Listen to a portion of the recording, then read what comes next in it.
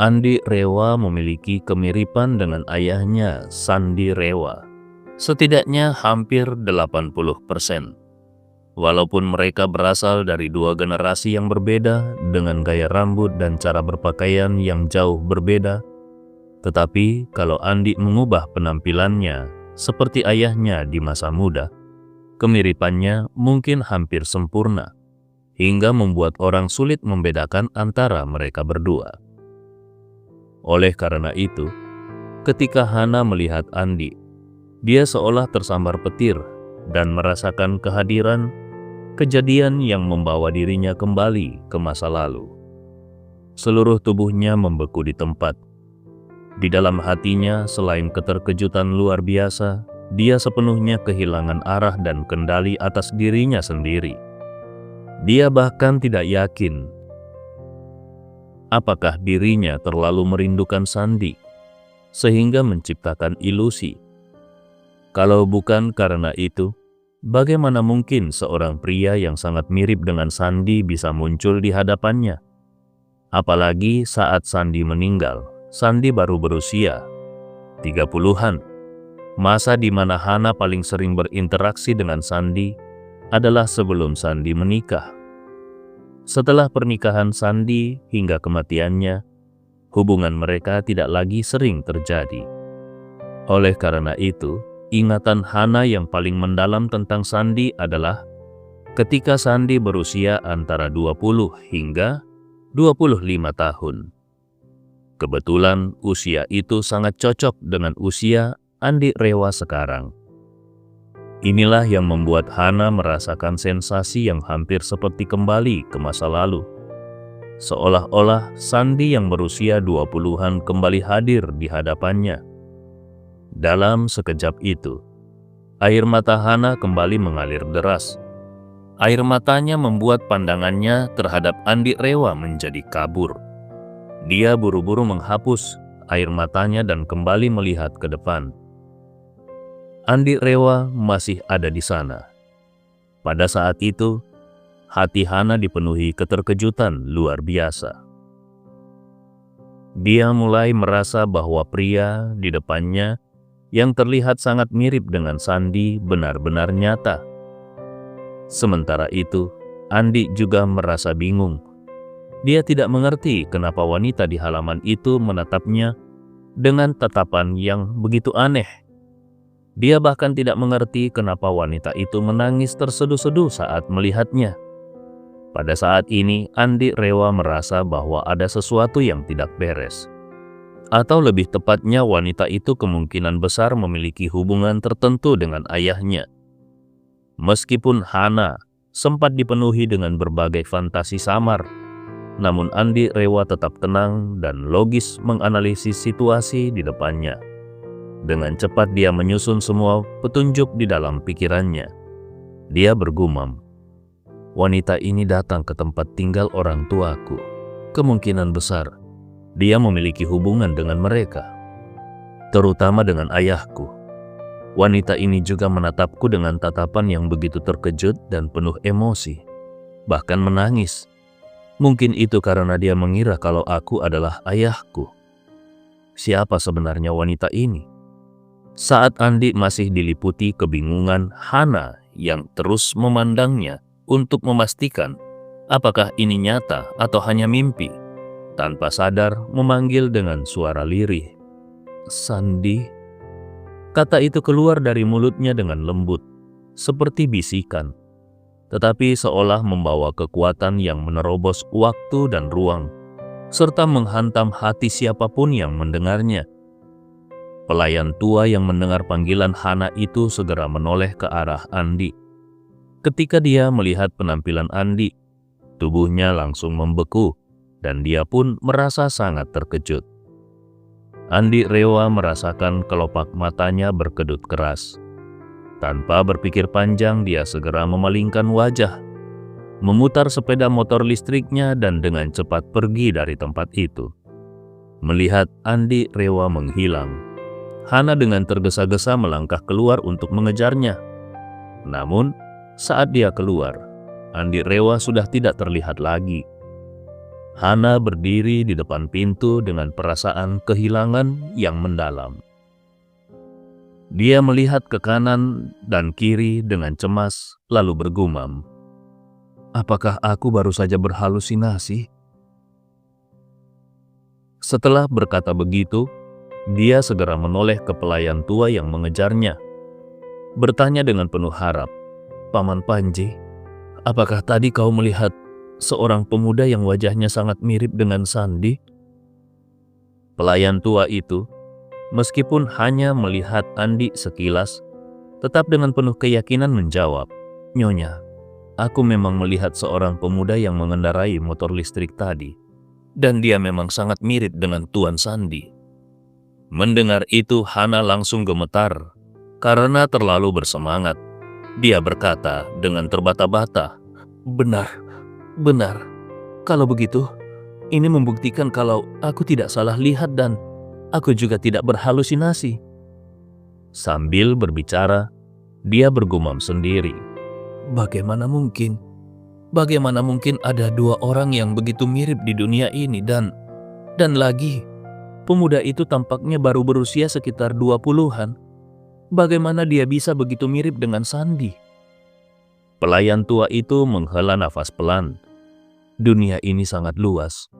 Sesekali akan ada dua orang yang wajahnya sangat mirip, meskipun tidak memiliki hubungan apapun. Itu sebenarnya tidak aneh. Hana mengangguk dan berkata, "Paman benar, dunia ini luas dan orang juga begitu banyak. Sesekali ada dua orang yang mirip, memang hal yang wajar." Namun, dia tiba-tiba tidak bisa menahan rasa gembiranya dan berkata,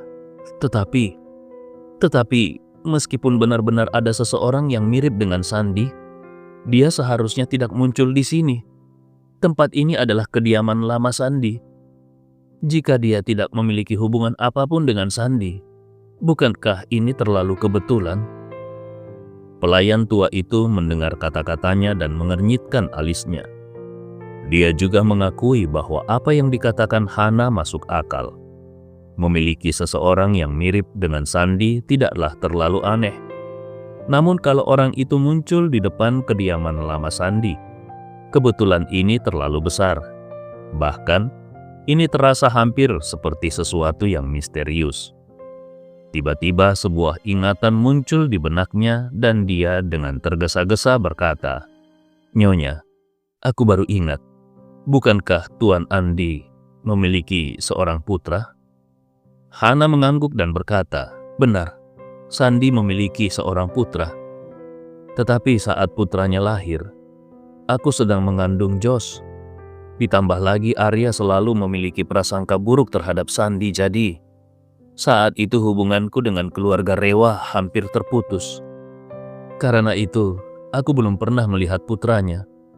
Dia kemudian bergumam, "Namun, setelah Sandi dan istrinya mengalami kecelakaan tragis dan meninggal, putra mereka juga menghilang. Sepertinya tidak pernah terdengar kabar kalau putranya itu ditemukan." Pelayan tua itu berkata dengan antusias, "Kalau begitu, ini cocok. Dulu Tuan Sandi dan istrinya mengalami kecelakaan di Makassar. Putra mereka juga menghilang di Makassar.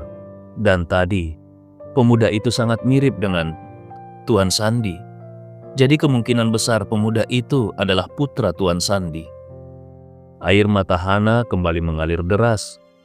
Dengan hati yang penuh kesedihan, dia berkata, "Kalau benar dia adalah putra Sandi, saat Sandi meninggal, dia baru berusia 8 tahun.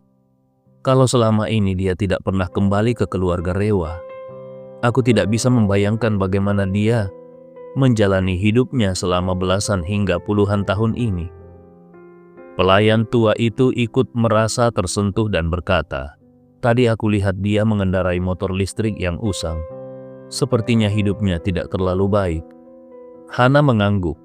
Dia memandang pelayan tua itu dan berkata dengan penuh harap, "Paman, tolong pikirkan cara untuk menemukannya. Setidaknya, aku adalah teman lama ayahnya. Kalau hidupnya tidak baik, aku harus membantunya."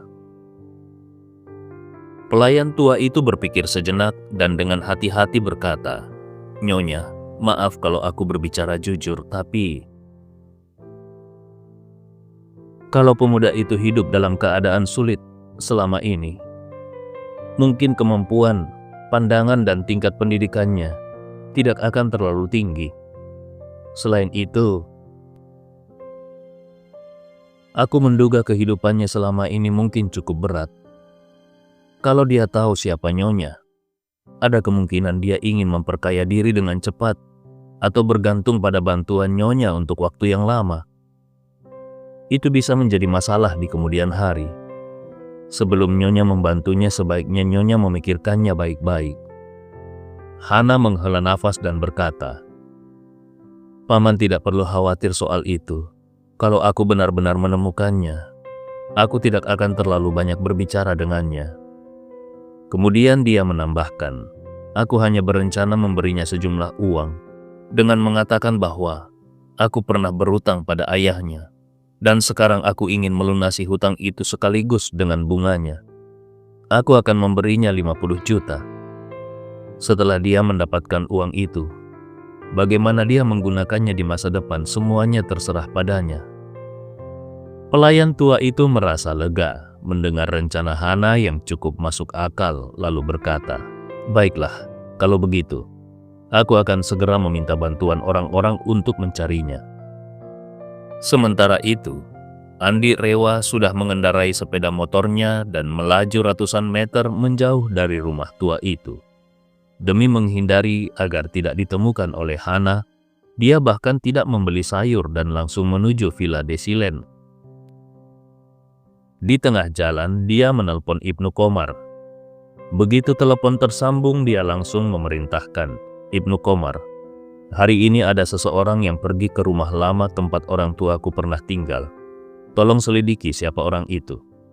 Ibnu Komar terkejut dan bertanya, "Puang, apakah hari ini kau pergi ke rumah lama itu?" Andi Rewa menjawab, "Iya, aku bertemu dengan seorang wanita di sana. Dia melihatku dan memanggil nama ayahku. Aku ingin kau mencari tahu identitasnya dan juga selidiki apakah dia teman atau musuh, serta hubungan apa yang dia miliki dengan ayahku." Ibnu Komar menjawab tanpa ragu, "Baik, Puang. Aku akan segera menyelidikinya." Andi Rewa melanjutkan, "Selain itu, ada satu hal lagi yang perlu kau bantu." Ibnu Komar segera merespon, "Puang, silakan beri perintah." Andi Rewa berkata, "Selidiki kondisi pemilik rumah lama itu saat ini. Kapan kasusnya akan diputuskan dan kapan rumah itu akan dilelang secara hukum. Aku ingin membeli rumah itu kembali. Jadi daftarkan aku untuk ikut lelangnya." Ibnu Komar mengangguk, "Baik, Puang. Aku akan segera mengurusnya." Setelah itu, Andi Rewa mampir ke sebuah supermarket dekat Villa Desilen untuk membeli sedikit bahan makanan, lalu bersiap untuk pulang. Saat dia keluar dari supermarket, telepon dari Ibnu Komar masuk. "Puang, kedua hal yang kau minta untuk diselidiki sudah ada hasilnya." Andi Rewa segera berkata, "Ceritakan satu persatu." Ibnu Komar dengan cepat menjawab, "Orang yang pergi ke rumah lamamu hari ini adalah putri dari keluarga Wijaya di Jakarta. Namanya Hana Wijaya." Andi Rewa mengerutkan alisnya dan bertanya, "Keluarga Wijaya? Hana Wijaya? Siapa dia?" Ibnu Komar menjelaskan, "Hana Wijaya adalah istri dari Arya Smith." Andi Rewa terkejut, "Apa? Istri Arya Smith? Berarti ibu kandung Jos dan Siva?" Ibnu Komar menjawab, "Benar. Dia adalah ibu dari Jos dan Siva. Dia tiba di Makassar pagi ini." Andi Rewa bertanya lebih lanjut, "Lalu kenapa dia pergi ke rumah lama orang tuaku? Apakah dia kenal dengan ayahku?" Ibnu Komar menjelaskan, "Kau mungkin belum tahu. Sebenarnya Hana pernah menyukai ayahmu. Hanya saja, saat itu ayahmu tidak memilih dia." Andi Rewa terkejut sekaligus merasa agak canggung. Fakta bahwa istri Arya Smith pernah menyukai ayahnya benar-benar di luar dugaannya. Andi Rewa teringat bahwa kabar Riani Smith sebagai anak di luar nikah Arya Smith baru saja terungkap oleh media Jepang tadi malam. Hari ini Hana datang ke sini dan langsung mengunjungi rumah lama orang tuanya. Bukankah itu terlalu tergesa-gesa?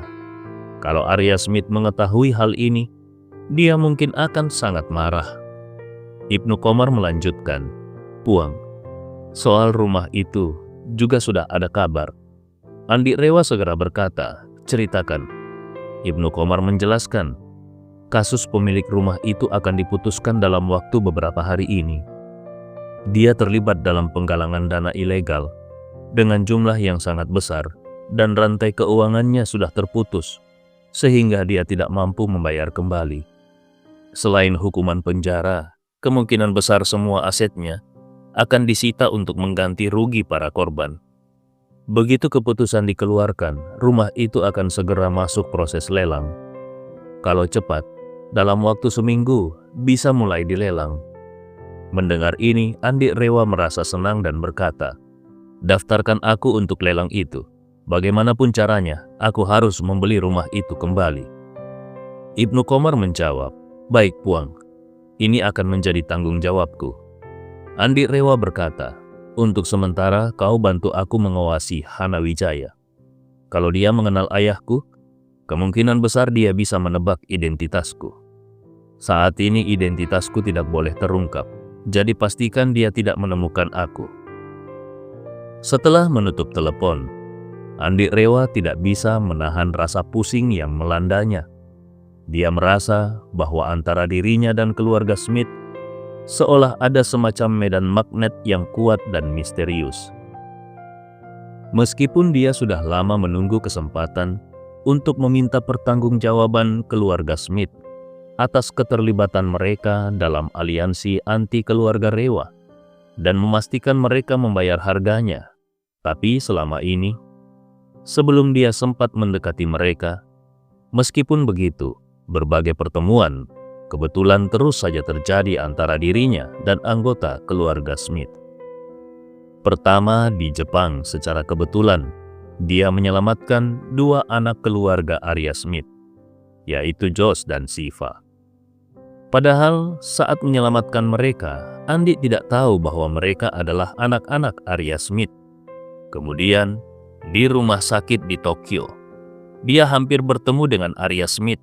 Hanya saja pada saat itu, Andi juga tidak tahu bahwa pria yang berada di dekatnya adalah Arya Smith. Kalau saja Andi Rewa tahu, dengan sifatnya mungkin dia akan langsung menyerang Arya Smith saat itu juga. Kalau tidak membunuhnya di tempat, setidaknya dia akan membuat Arya Smith babak belur, lalu mengingat wajahnya untuk nanti menyelesaikan dendam secara perlahan. Yang lebih tidak terduga adalah setelah kembali dari Jepang, secara kebetulan dia menyelamatkan pembunuh bayaran keluarga Smith, yaitu Riani. Yang lebih gila lagi, setelah menyelamatkannya, Andi Rewa baru tahu bahwa gadis itu adalah anak di luar nikah Arya Smith. Pada titik ini, Andi telah menyelamatkan semua anak Arya Smith, 1 putra dan 2 putri. Masalahnya mereka semua adalah anak-anak dari musuh bebuyutannya. Berturut-turut menyelamatkan anak-anak musuh karena serangkaian kebetulan membuat Andi merasa takdir benar-benar mempermainkannya dengan kejam. Siapa sangka, hari ini dia hanya ingin mampir ke rumah lama orang tuanya, tetapi malah bertemu dengan istri Arya Smith, ibu dari Josh dan Siva, yaitu Hana Wijaya. Yang lebih absurd lagi, Hana tampaknya telah mencintai ayahnya selama bertahun-tahun. Mengingat semua ini, kepala Andi terasa berat seperti hendak meledak. Dia menarik nafas panjang dan mengutuk di dalam hati. Apa-apaan semua ini? Dengan semua peristiwa itu, dia diam-diam bersumpah bahwa saat dia akhirnya bisa berhadapan langsung dengan Arya Smith di masa depan, dia tidak hanya akan membuat Arya Smith membayar atas aliansi anti keluarga Rewa, tetapi juga membuat Arya Smith membayar atas kenyataan bahwa dia telah menyelamatkan ketiga anaknya.